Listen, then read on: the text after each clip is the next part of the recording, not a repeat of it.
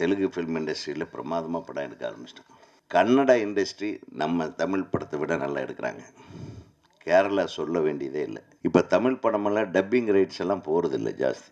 சினிமாலாம் நல்லா இல்லைங்க, உண்மையாக நல்லா இல்லை. ஒரு 4 பேர்த்துக்கு நல்லா இருக்கு. அவங்களுக்கு பிடிக்கும், இவங்களுக்கு பிடிக்கும்னு எப்படியெல்லாம் நீங்கள் ஒப்பேத்துறீங்க? எல்லா தேட்டர்லேயும் அதே படத்தை போட்டு வேறு எங்கேயுமே போக முடியாது, நீங்கள் அங்கே தாண்டா வந்தாகணுன்றது கட்டாயப்படுத்தி இன்றைக்கு வசூல் வேட்டையில் ஈடுபடுகிறார்கள். ஏதோ ஒரு இங்கிலீஷ் படத்தை பார்த்துட்டு இவ்வளவு பெரிய ஓட்டை இருக்கிற ஒரு கன்னெல்லாம் நாங்கள் பார்த்ததே இல்லைங்க. அதை சர்வசாதாரணமாக எடுத்து சுட்டுக்கிட்டு இருக்காங்க. எங்கேங்க நம்ம ஊரில் அதையெல்லாம் நடக்குது? எதை பார்த்தாலும் நைட்டில் போட்டு அடிக்கிறது, உதைக்கிறது, வெட்டுறது, குத்துறது, சுட்டு தள்ளுறது. அப்புறம் மீறி மீறி போனால் கடைசியில் எல்லாம் முடிச்சுட்டு ஒரு ஹை ஸ்பீடு ஷாட்டை போடுறது. இல்லை, விவரம் தெரிஞ்சவங்க ஏமாற்ற ஆரம்பிச்சிட்டாங்க. சும்மா போய் அப்படியே போட்டு அப்படியே ஒரு பூஸ்டப் பண்ணிக்கிட்டு நீங்களும் சேர்ந்து ஜனங்களை ஏமாத்திடாதீங்க. ஏன்னா இன்றைக்கி ticket rate, mall rate, parking rate எல்லாத்தையும் ஒரு சராசரி ஒரு அடித்தர மக்கள்லாம் போய் பார்க்குற இடமா இல்லை. சினிமாலாம் நல்லா இல்லைங்க, உண்மையாக நல்லா இல்லை. ஒரு 4 பேர்த்துக்கு நல்லா இருக்கு. இப்போ நான் கொஞ்ச நாளாக பார்த்துட்ருக்குறேன். அண்ணனுக்கு தெரியும், படம் விமர்சனங்கள்ன்ட்டு நிறைய யூடியூபர்ஸை நீங்கள் ரொம்ப முயற்சி பண்ணுறீங்க. உங்களை நான் பாராட்டாமல் இருக்க முடியாது. ஏன்னா அந்த படத்தை பார்த்துட்டு அந்த படத்தை கதை என்னன்னு சொல்ல முடியாமல் திணறீங்க பாருங்கள். நொந்து நூடுல்ஸ் ஆகி அப்புறம் பார்க்கலாங்க, இது நல்லா இருக்கு, அவங்களுக்கு பிடிக்கும், இவங்களுக்கு பிடிக்கும்னு எப்படியெல்லாம் நீங்கள் ஒப்பேத்துறீங்க? உங்களுக்கு நான் தலை வணங்குறேன். இப்படி இருக்குது அந்த காலத்து படங்கள். ஏங்க, நம்ம 90களில் இருந்த படங்கள் வரை ஒரு படத்தின் கதையை அழகாக படம் பார்த்து விட்டு வந்து சின்ன பசங்களுக்கோ பக்கத்து வீட்டுக்காரங்களுக்கோ கதை சொல்லுவாங்க தெரியுமா? அந்த மாதிரி ஒரு படத்தோட கதையை இப்போ சொல்ல முடியுமா? மிக பிரம்மாண்டங்கள் என்ற பெயரில்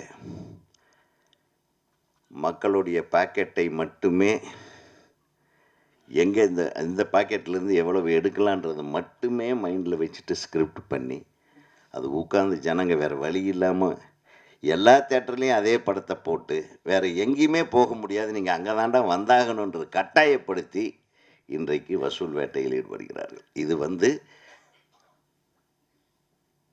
தமிழ் திரையுலகம் எந்த அளவுக்கு மோசமாக போயிட்டுருக்குன்றதுக்கு ஒரு எடுத்துக்காட்டு இதுதான். தயவு பண்ணி நல்ல கதைகள் எடுங்க. கதைகளுக்கு பஞ்சம். ராஜன் சொன்ன மாதிரி எத்தனை வாழ்வியல் விஷயங்கள் இருக்குது, எத்தனை அழகான விஷயங்கள் இருக்குது. நம்மளை சுற்றி நடக்கிற நல்ல விஷயங்களை படமாக எடுங்கள். ஏதோ ஒரு இங்கிலீஷ் படத்தை பார்த்துட்டு இவ்வளவு பெரிய ஓட்டை இருக்கிற ஒரு கன்னெல்லாம் நாங்கள் பார்த்ததே இல்லைங்க. அதை சர்வசாதாரணமாக எடுத்து சுட்டுக்கிட்டு இருக்காங்க. எங்கேங்க நம்ம ஊரில் அதையெல்லாம் நடக்குது? எத்தனை தடவை தான் காதலை பூ சுற்றுவீங்களா? சுற்றினாலும் பரவாயில்ல, நீங்களும் அந்த சுற்றுற படத்துக்கு எப்படியாவது ஓட வைக்கணுன்ட்டு நீங்களும் முயற்சி பண்ணுறீங்க பாருங்கப்பா. கஷ்டமாக இருக்குங்க. அதுக்காக நான் சொல்லலை. இப்போ நானே, எனக்கு ஒரு தயாரிப்பாளர் நீங்கள் கண்டிப்பாக ஒரு படம் எடுக்கணுன்னா நான் ரொம்ப யோசனை பண்ணுவேன். ஏன்னா அவ்வளவு குழம்பி போயிருக்கு மைண்டு.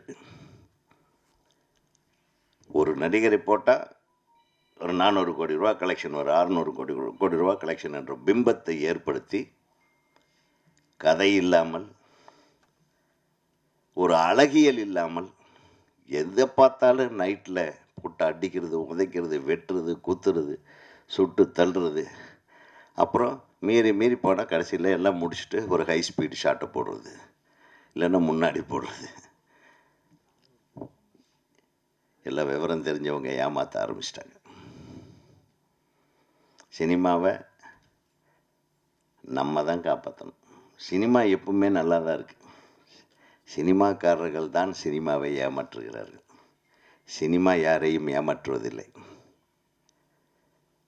நான் சொல்கிறேன், உண்மையிலுமே ரொம்ப மனசுக்கு கஷ்டமாக இருக்குது. நல்ல படங்கள்னு நம்ம சொல்லி சந்தோஷப்படக்கூடியது 1% கூட இல்லை. 1%க்குள்ளே தான் நல்ல படங்கள் என்பது வருகிறது. இன்றைக்கி பாருங்கள், தெலுங்கு ஃபில்ம் இண்டஸ்ட்ரியில் பிரமாதமாக படம் எடுக்க ஆரம்பிச்சிட்டோம். கன்னடா இண்டஸ்ட்ரி நம்ம தமிழ் படத்தை விட நல்லா எடுக்கிறாங்க. கேரளா சொல்ல வேண்டியதே இல்லை. ஆட்டம்னு ஒரு படம் ஒரு 2 வருஷத்துக்கு முன்னாடி வந்தது. அந்த படமே 50-60 லட்ச ரூபாய்க்குள்ளே எடுத்திருப்பாங்க. அது பெருசாக கமர்ஷியலாக ஓடல. ஆனால் அதோட கருத்து, அந்த சொன்ன விஷயம் இன்றைக்கி 22ஆம் ஆண்டுக்கான சிறந்த படம் தேசிய விருது வாங்கியிருக்கு. எல்லா மொழி படங்களுக்கும் தமிழ் ஒரு உதாரணமாக இருந்த காலம் மாறிவிட்டது. இப்போ தமிழ் படமெல்லாம் டப்பிங் ரைட்ஸ் எல்லாம் போகிறதில்ல ஜாஸ்தி. யார் வாங்குவா? தெலுங்கு படம் தான் தமிழில் வாங்கி டப்பிங் ரைட்ஸ் வாங்கி வைக்கிறாங்க. தெலுங்கு படங்கள் ரிலீஸ் ஆகுது, அது நல்லா இருக்குன்றாங்க. ஆக எல்லோருமே சிந்திக்க வேண்டியது, குறிப்பாக பத்திரிகையாளர்கள், நான் உங்களுக்கு சொல்கிறேன், ஒரு படத்திற்கு தெளிவான விமர்சனத்தை செய்யுங்க. நல்லா இருந்ததுன்னா நல்லா இருக்குன்னு எழுதுங்க, நல்லா இல்லைன்னா ஏன் நல்லா இல்லைன்னு எழுதுங்க. அவங்க அந்த மாதிரி படம் திருப்பி எடுக்கக்கூடாத அளவுக்கு நீங்கள் விமர்சனம் பண்ணுங்க. அதுதான் உண்மை. சும்மா போய் அப்படியே போட்டு அப்படியே ஒரு பூஸ்டப் பண்ணிட்டு நீங்களும் சேர்ந்து ஜனங்களை ஏமாத்திடாதீங்க.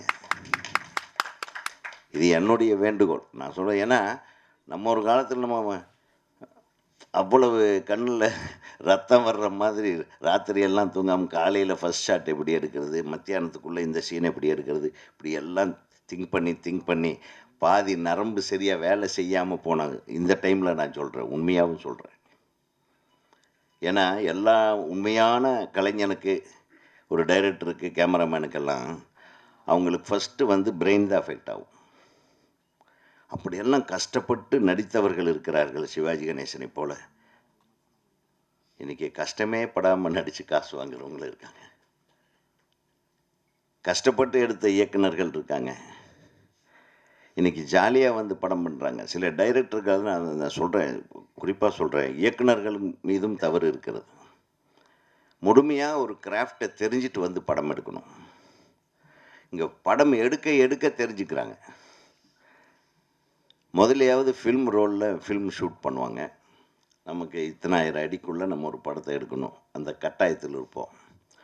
ஒரு சீனுக்கு கிட்டத்தட்ட ஒரு ஒரு ஒரு 400 அடி ஷூட் பண்ணால் 200 அடி, அதாவது ஒரு 2 நிமிஷ படம் நம்ம ரெடி பண்ணலாம். இந்த ரேஷியோவில் பார்த்திங்கன்னா ஒவ்வொரு ஃபில்ம் ரோல், ஒவ்வொரு அடியும் நமக்கு பணம் போட்டு வாங்கணும். டெய்லி போய் பணம் வாங்கிட்டு வருவாங்க ப்ரொடியூசர்ஸ் லேபில். இப்போ அது இல்லை. இப்போ டிஜிட்டல் வந்த கடைசியில் எத்தனை நிமிஷத்துக்கு அவங்க படம் எடுக்கிறாங்கன்னே தெரியாது. அங்கே ஒரு கேமராவை, இங்கே ஒரு கேமராவை, அங்கே ஒரு கேமராவை, ஒவ்வொரு கேமராவுக்கும் விலை இருக்குது. அதை எடிட் பண்ணுறது, எல்லா கண்டென்ட்டையும் பார்த்து எடிட் பண்ணுறாங்களேன்றதே ஒரு டவுட்டாக இருக்குது. நான் அவ்வளவு கண்டென்ட்டு. ஆக planning is a must. Plan பண்ணி ஒரு இயக்குனர், ஒரு தயாரிப்பாளர், நல்லா பிளான் பண்ணி படம் எடுத்த ஒரு தயாரிப்பாளரை காப்பாற்ற முடியும். பிளான் பண்ணி ஒரு தயாரிப்பாளர் இவ்வளவு நாளுக்குள்ளே எடுக்கணுன்றது ஒரு டைரக்டரும், ஒரு நடிகரும், ஒரு தயாரிப்பாளர் உட்கார்ந்து பேசி படம் எடுத்தாங்கன்னா ஓரளவுக்கு உங்கள் நஷ்டத்தை தவிர்க்க முடியும். அதையெல்லாம் மீறி ஒரு மிகச்சிறந்த கதையை, ஒரு மிகச்சிறந்த விஷயத்தை நீங்கள் அழகாக எடுப்பீர்கள் என்றால் உங்களை நீங்கள் தற்காத்து கொள்ள முடியும். இந்த 3 இல்லைன்னா ரொம்ப கஷ்டம். சினிமாவே எடுக்கக்கூடாது. அதுதான் உண்மை. அது உங்களையும் வருத்தி, படமே யாரும் வாங்க மாட்டேன்றாங்கன்னு வாங்குறவங்களையும் வருத்தி, தியேட்டரை கொடுக்க மாட்டேன்றாங்கன்னு தியேட்டருக்காரங்களையும் திட்டி, நம்ம நல்ல படம் எடுத்தால் நிச்சயமாக நாம் வெற்றி பெற முடியும். இன்றைக்கி ஒன்றும் இல்லை, ஒரே 2 விஷயத்தில் முடிச்சிட்டேன். 2 விஷயம் தான். எம்ஜிஆர் காலத்துலையும் சரி, ரஜினி காலத்துலையும் சரி, என்னை தவிர ஒரு 20 வருஷத்துக்கு முன்னாடி சரி, திரைப்படம்ங்கிறது அது ஒரு ஏழைக்கான ஒரு சாதனம். அப்போ தியேட்டருக்கு போனோம்னா யார் போவாங்கன்னா, ஆட்டோ ஓட்டுறவங்க, ரிக்ஷா ஓட்டுறவங்க, ரோட்டு வேலை பார்க்குறவங்க, விவசாயம் பண்ணுறவங்க, கட்டட வேலை பார்க்குறவங்க, இப்படி உழைக்கிறவங்க எல்லாருமே அந்த உழைப்பின் களைப்பை தீர்க்கறதுக்கு போகிற இடமாகத்தான் திரையரங்கம் இருந்தது. அன்னைக்கு பணக்காரர்கள் படம் எடுத்தார்கள், ஏழைகள் படம் பார்த்தார்கள்.